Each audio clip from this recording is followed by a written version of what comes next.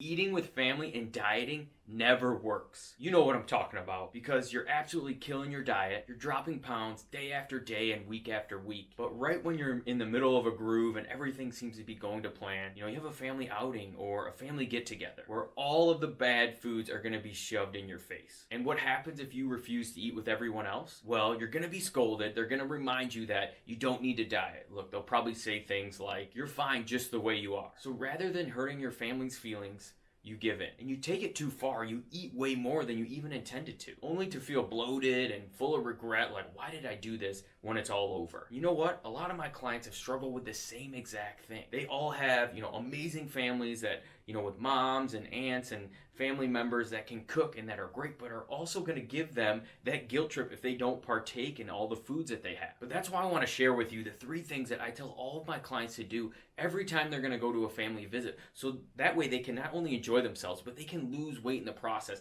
and stay on track towards their goals. So that way they can have fun and still make progress. In essence, the best way to restart your diet come Monday is to never blow it in the first place. So with that being said, I want to go over the 3 things that I give all my clients so that way you can do the same. Number 1 is going to be to plan on what you're eating, okay? Super simple. Shoot a text, whatever your way to communicate is with wherever you're going. If you're going to eat at a house, just ask them, what are we having?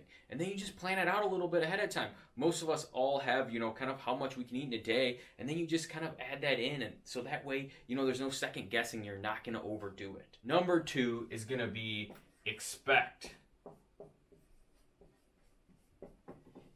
to have treats and alcohol, okay? If that's something that you want to have, kind of expect that they're going to be there, because they are. You and I both know. You can't just avoid them. They're going to be staring at you if you've been trying to put it off for too long. Expect for that and make sure that, you just have that part of your plan too. And it's really going to allow you to enjoy yourself and still stay on track going forward. And last but not least, you guys have probably heard me say this one before, is water, right? Always, before you eat, make sure you have a big glass of water. That's going to fill you up a little bit. And then after you eat, when you're giving yourself a little bit of time to kind of see how full you are, then drink another glass of water. It's going to help you be full again. And that's going to avoid you, when you have that sense of like feeling full and you're not rushing and you're not just seeing what everyone else is doing, you're not going to be you're not going to want to have all those treats. You'll be like, I'm full, I'm good.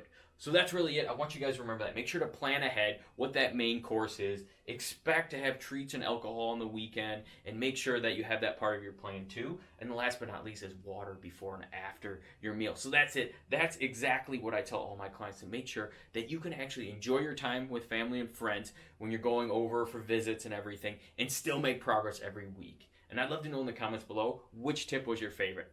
Have a good one.